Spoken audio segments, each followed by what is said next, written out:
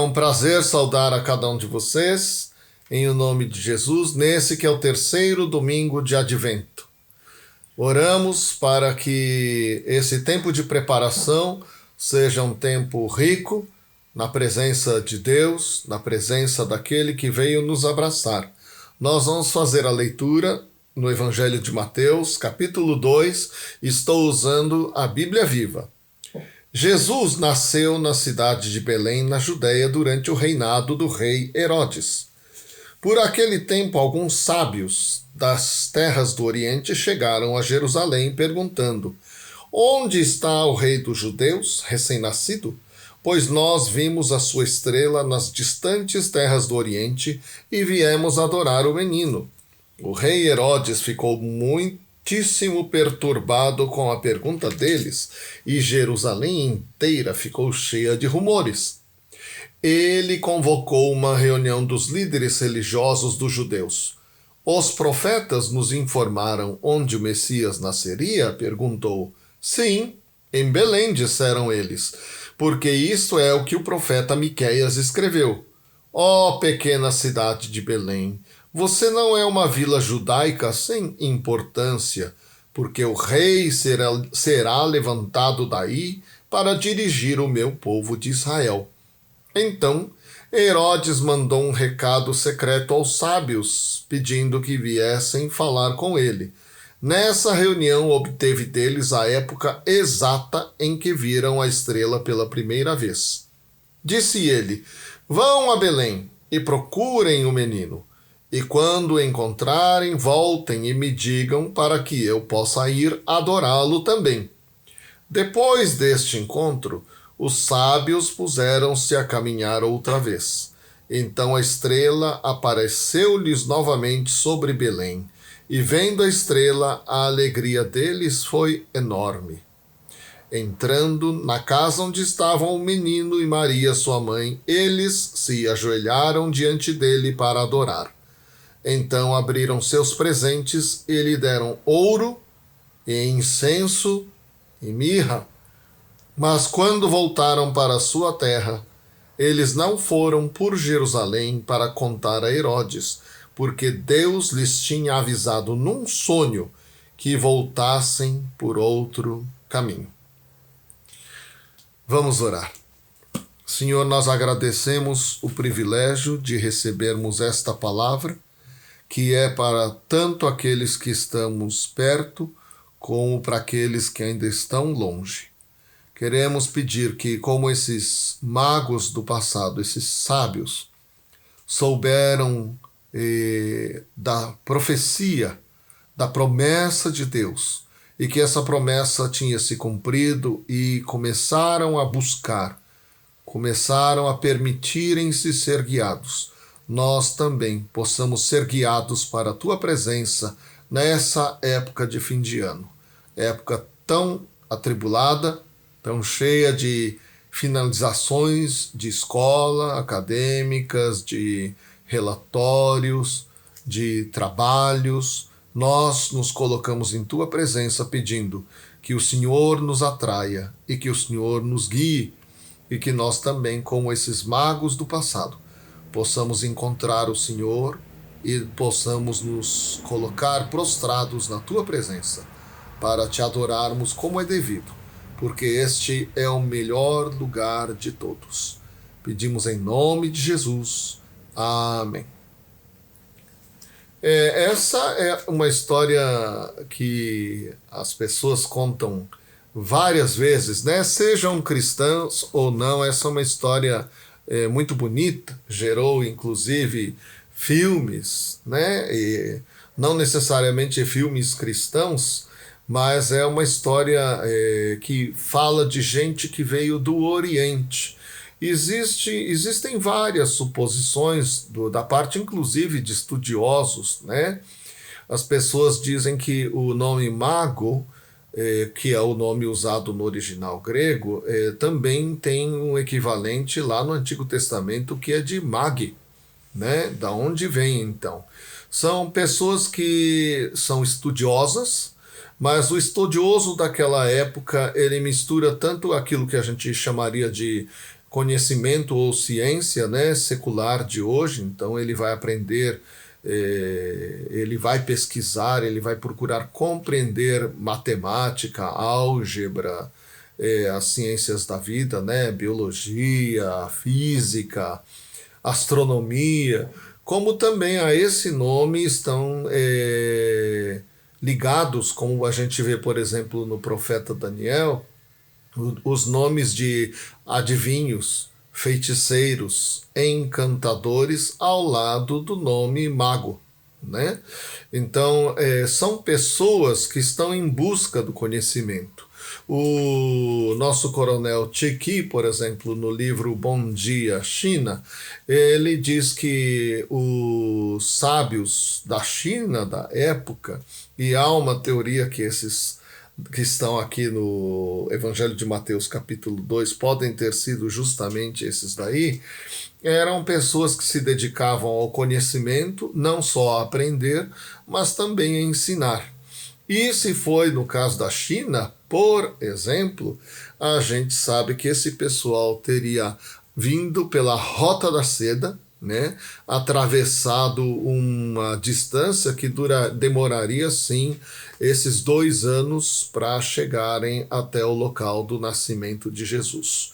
É muito interessante porque esses magos que a Bíblia narra deixaram tudo para trás e empreenderam uma viagem. Gente, uma viagem de 2 anos só de ida não é pouca coisa, né? Os anais da história chinesa registram sim que houve a aparição de uma grande estrela no Oriente e que depois essa estrela, por um tempo, desapareceu para, depois desse intervalo, reaparecer, né? O aparecimento dessa estrela nas regiões da China trouxe grande alegria.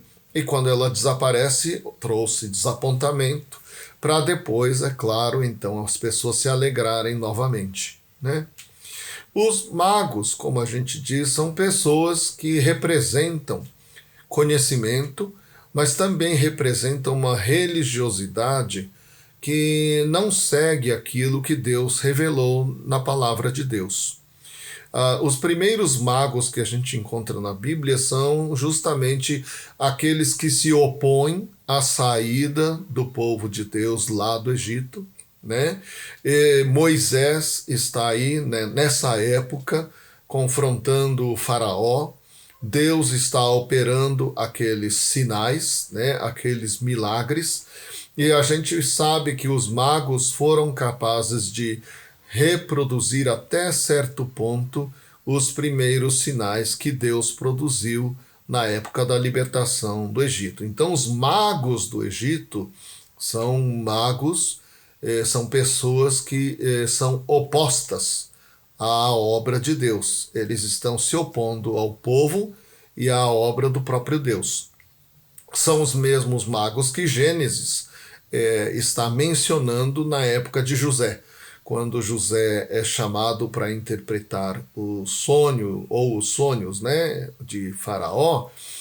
Na verdade, ele é chamado porque os magos do Egito não foram capazes de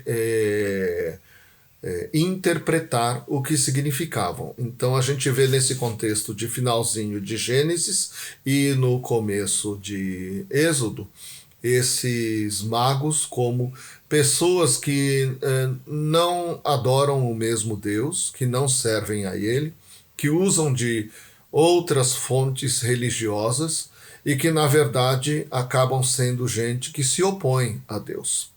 A gente sabe que lá no livro de Jeremias, na época em que caiu a cidade de Jerusalém, a gente lê uma coisa muito interessante, né?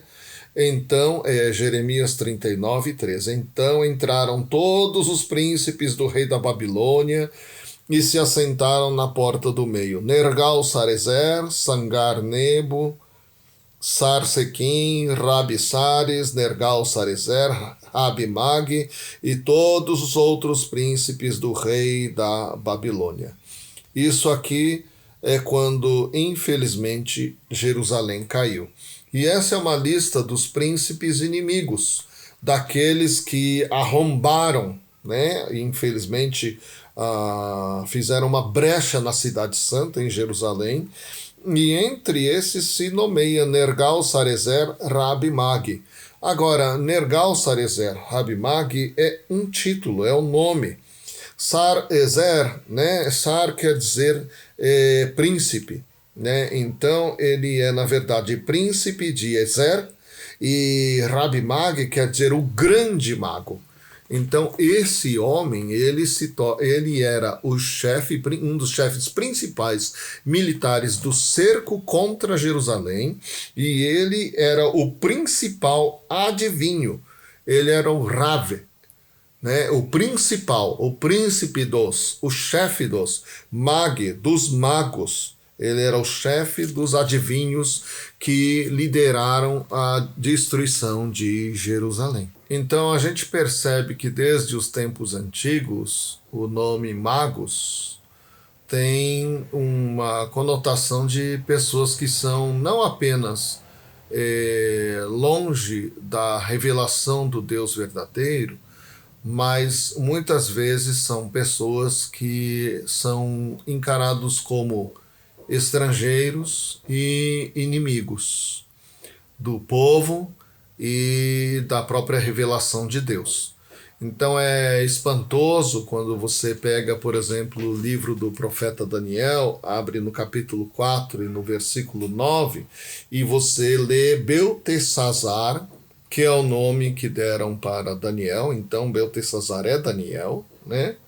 Chefe dos magos.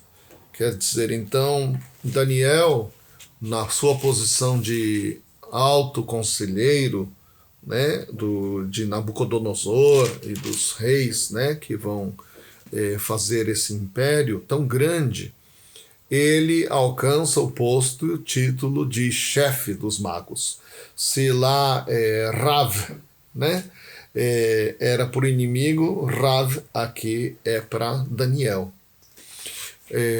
A gente fica imaginando hoje como é que aqueles magos que vieram do Oriente souberam tanto do rei dos judeus como da estrela.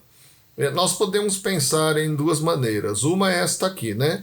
Que Daniel, sendo o chefe dos magos, deve ter não apenas ensinado e falado, mas provavelmente deixou nos registros escritos de todo o vasto império cópias daquilo que é a revelação do Deus de Israel para todos os povos.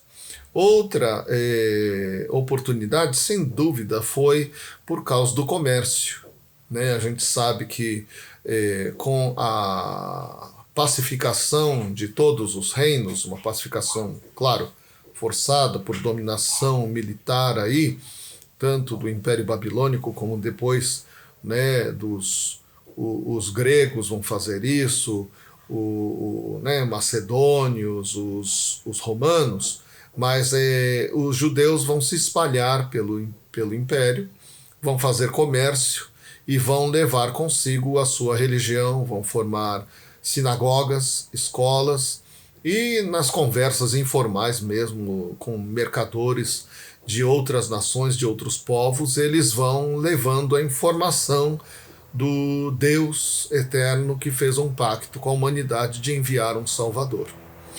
O certo é que a Bíblia diz que o tempo em que esses homens chegam, né, a gente não sabe quantos foram, a tradição diz que eram 3, por causa dos presentes, ouro, incenso e mirra, mas a gente não sabe quantos eram. Se eram 20, se eram 12, a gente não sabe.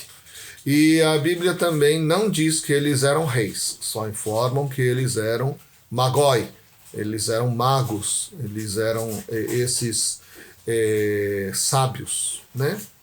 A gente fica imaginando que eles levaram realmente 2 anos para chegar desde a manifestação da estrela até o seu destino. A Bíblia diz que quando eles chegam, Jesus já não está numa manjedoura, Jesus já se encontra numa casa, ele está já estabelecido. A ocasião já é separada e diferente da primeira Manifestação lá dos anjos se manifestando aos pastores que, deixando tudo, encontraram um menino ainda enrolado em panos e deitado numa manjedoura, um recém-nascido. Aqui já é uma criança um pouco maior, tanto que Herodes vai mandar matar as crianças de 2 anos para baixo, né? O que a Escritura está dizendo para nós? Na primeira manifestação aos pastores, a gente vê que a promessa de Deus se cumpre para aqueles que estão próximos. A promessa é para aqueles que estão perto. Apesar de serem discriminados, os pastores eram judeus, eram do povo da promessa, e eles estavam justamente guardando os rebanhos, que eram cumprimento da lei de Deus para a celebração da Páscoa. Agora, os magos representam aqueles que estão longe, aqueles que receberam a manifestação, receberam a vinda do Senhor.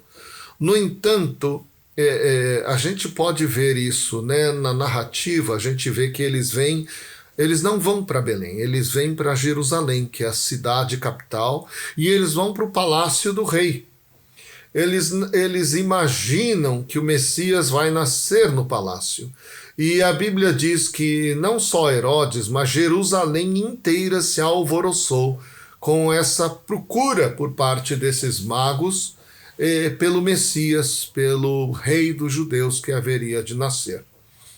E eles então têm que consultar, Herodes ele mesmo não sabe. Né? Então ele chama os escribas e os saduceus, que são facções opostas dentro da religiosidade judaica, né? Mas eles sabem que o Messias nasceria na cidade de Belém. Então, depois dessa notícia, eles se dirigem a Belém e a estrela acaba de guiá-los até Belém de fato. Né? Existem 2 Beléns, por isso que fala de Belém da Judéia. Né, para não haver dúvida de que é a Belém onde nasceu o ancestral de Jesus, que é o rei Davi. Mas uma coisa chama a atenção da gente, né? Eles chegam com a notícia de que o rei deveria ter nascido. E a Bíblia diz que isso não foi alguma coisa velada. Diz que Herodes ficou agitado, mas a Jerusalém inteira se alvoroçou. O que chama a atenção da gente é que, vindo de tão longe, a Bíblia não narra que ninguém mais seguiu viagem com eles. Belém não é longe de Jerusalém. Não, especialmente em comparação com essa viagem de 2 anos. Mas ninguém foi adorar a Jesus, a não ser esses magos. Nós podemos estar muito perto, podemos ser cristãos, podemos frequentar uma igreja, podemos fazer nossa devoção, né? Ler a Bíblia, orar, meditar nas coisas de Deus, mas podemos ficar como Jerusalém, né? Alvoroçada, mas de alguma maneira nos esquecermos de buscar. Parece que uma ligação, e isso é importante, tanto entre os pastores como os magos, é que os 2 grupos de pessoas, tanto os pastores que estavam logo ali do lado, como os magos que viajaram 2 anos, tiveram a mesma atitude. Os 2 grupos buscaram. Nesse tempo de Natal, o nosso voto é que eu e você busquemos o Senhor.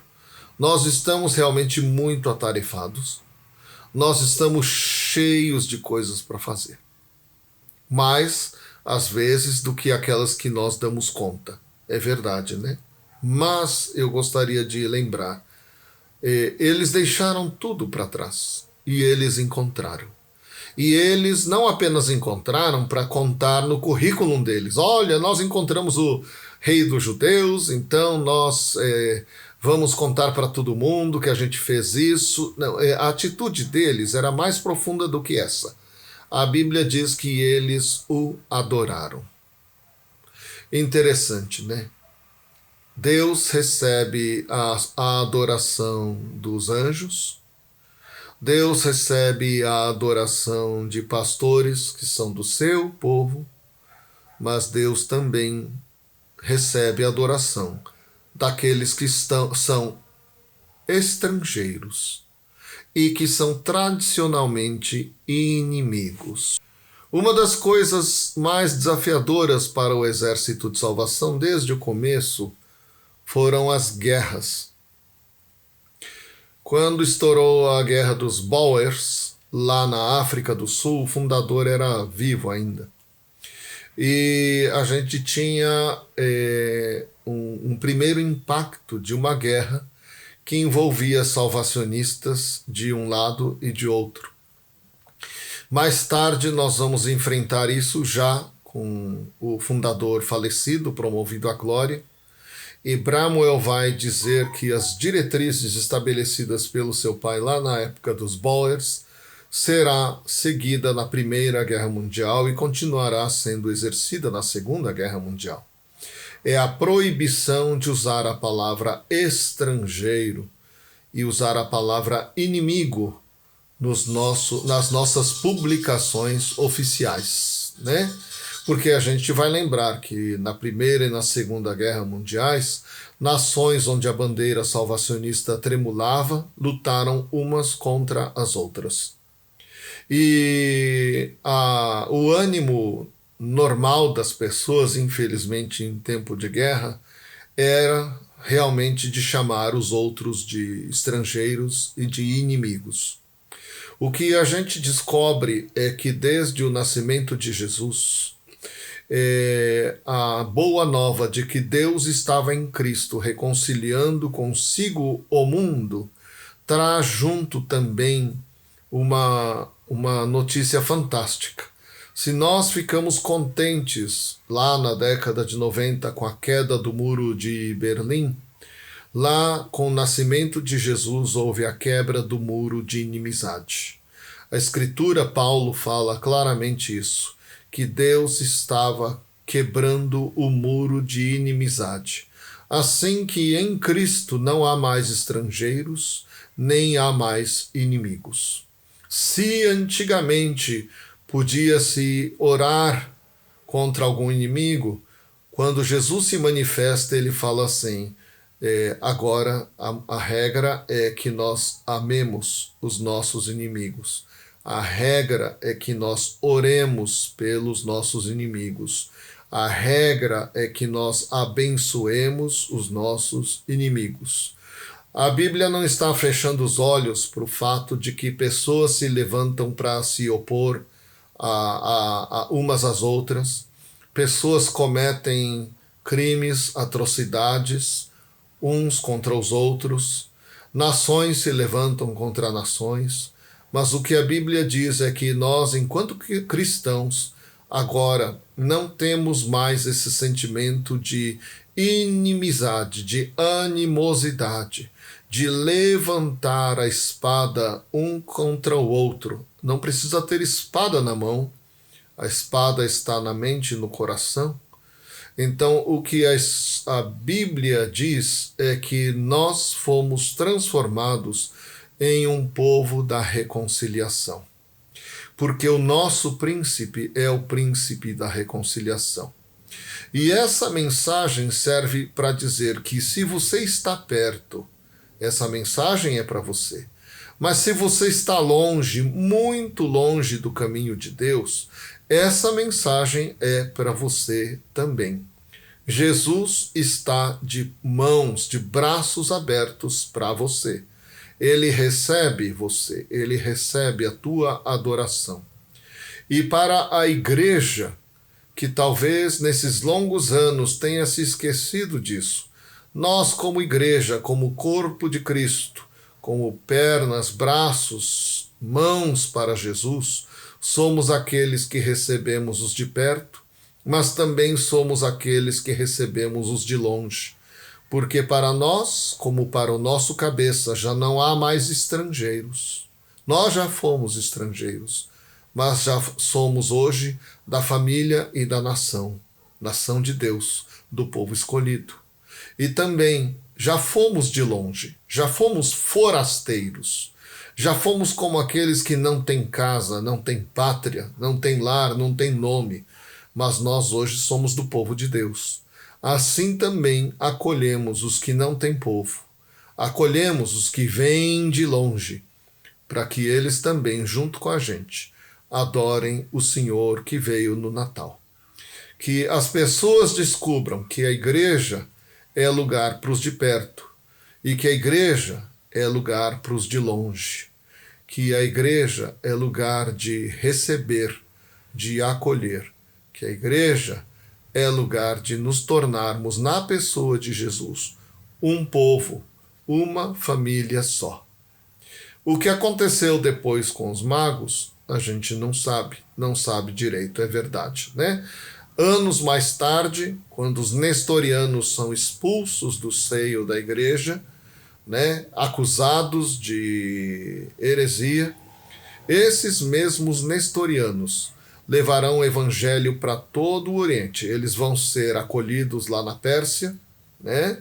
Eles vão chegar até os confins lá na China e vão deixar a influência cristã até hoje. Que Deus nos abençoe e que a gente se lembre que o evangelho é para os de perto, mas também é para os de longe. O Senhor nos conceda uma boa semana.